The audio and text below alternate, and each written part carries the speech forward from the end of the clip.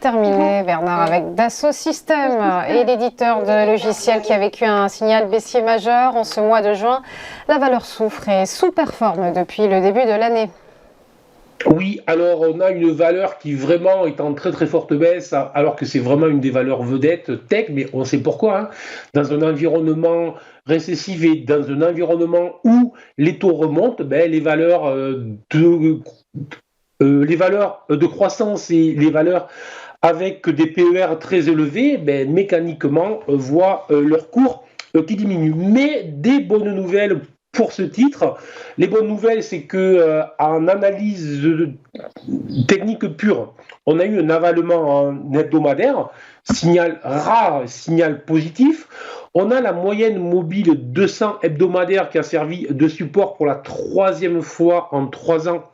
Et à chaque fois que les investisseurs sont venus la chercher, ils ont rebondi, ils sont repassés à l'achat sur le titre, donc un signal qui est très positif. Et on le voit bien avec le graphique que vous avez mis à l'écran, la valeur était chutée, descendait, si vous voulez, dans un biseau donc descendant. Un biseau, ce sont deux obliques descendantes.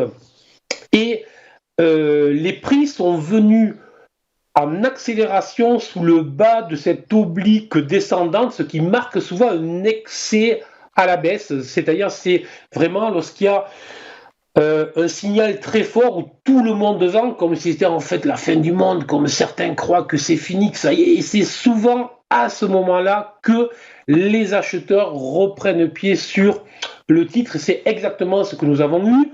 À noter en plus que nous avons eu ce phénomène-là après 5 vagues de baisse très claires. Là aussi, bref, bon, là je parle beaucoup à tous les analystes, mais pour que les choses soient claires, on a vraiment tout un tas de signaux qui peuvent indiquer que la valeur est en train de marquer des points bas. Attention, on va quand même faire une immense différence entre marquer des points bas et un signal à l'achat. Pour le moment, on voit que tout est rouge, on voit qu'on n'a pas encore un signal à l'achat, mais on voit que potentiellement, on a tout un tas de signaux d'épuisement des vendeurs. Et avant d'envisager un rebond, un véritable retournement, il faut que la force des vendeurs s'épuise. C'est vraiment tout ce que je vous ai indiqué là. On voit bien que les vendeurs sont en train de s'épuiser. Donc, probablement qu'on devrait avoir dans les prochaines journées un rebond de ce titre. Pour avoir un rebond réel, il faudra repasser au-delà des 38,50 €. Alors, plusieurs manières de travailler ça.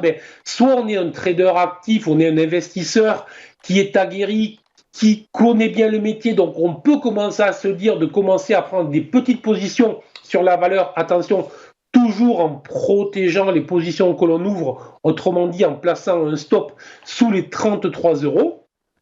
Et si on est un investisseur plus calme, qui exige des compléments pour rentrer sur la valeur, à ce moment-là, on attendra une clôture au-delà des 38,50 € pour avoir la validation du retournement, la validation de ces premiers signaux d'épuisement des vendeurs, tout simplement.